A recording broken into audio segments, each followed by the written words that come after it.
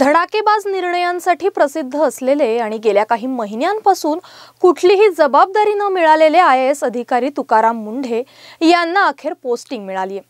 त्यांच्यावर आता मोठी जबाबदारी सोपवण्यात आली आहे।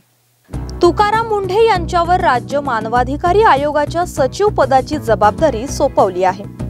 2005च्या बॅचचे IAS अधिकारी असलेल्या तुकाराम मुंढे हे नागपूर महापालिकेचे आयुक्त म्हणून काम पाहत असताना अनेक निर्णयांना राजकीय पक्षांचा विरोध झाला, मात्र नागरिक त्यांच्या बाजूने उभे राहिले। कोविड काळात सतत फील्डवर असलेल्या मुंढेंना काही महिन्यांपूर्वी कोरोनाने गाठले होते। ते होम क्वारंटाईन असतानाच त्यांची बदली झाली। महाराष्ट्र जीवन प्राधिकरणाच्या सदस्य सचिवपदी त्यांची नियुक्ती करण्यात आली होती। ती बदलीही रद्द झाली। त्यानंतर तुकाराम मुंढे यांच्याकडे कुठल्याही विभागाची जबाबदारी सोपवण्यात आली नव्हती, त्यामुळे ते पदभार विना होते। दरम्यान आज राज्य सरकारने त्यांची राज्य मानवाधिकार आयोगाच्या सचिवपदी नियुक्ती केली आहे।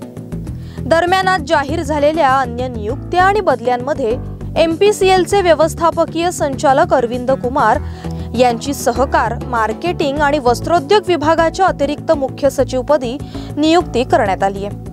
तर DB गावडे यांची सार्वजनिक आरोग्य विभागाच्या संयुक्त सचिवपदी नियुक्ती करण्यात आली आहे। तसेच उदय जाधव यांची महाराष्ट्र राज्य बालहक्क आयोगामध्ये सचिव पदावर नियुक्ती करण्यात आली आहे। Bureau report, Maharashtra news 24।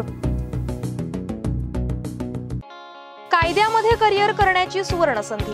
इप्सार school of law Karjat सोबत BLS, LLB साठी प्रवेश सुरू झाले आहेत। अधिक माहितीसाठी संपर्क 7506436965।